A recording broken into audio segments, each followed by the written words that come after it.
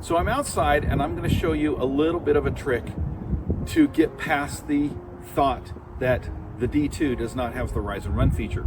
With the X4 and some of the other models, you could stand here and shoot up to the soffit and it would subtract out how far it goes up versus goes across. It would do that all internally.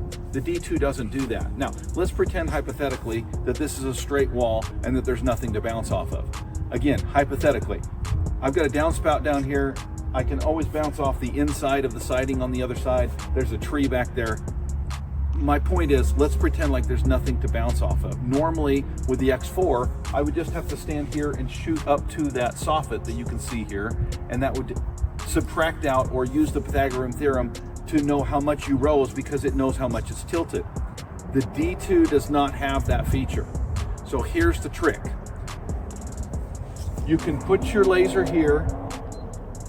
I'm going to shoot up to that soffit, and then as I shoot to that soffit, I'm not going to move my hand at all. I'm just going to twist and go straight up to this soffit using the Pythagorean theorem, and it will come up with the exact same measurement as if it was built in. That's the trick. You can still do it. It's a little bit trickier. You got to be really careful not to move your hand up and down, not to move it back and forth. It's got to stay equal. But if you do that, hit the function first, the Pythagorean theorem will allow you to be able to get that distance if you don't have anything to bounce off of.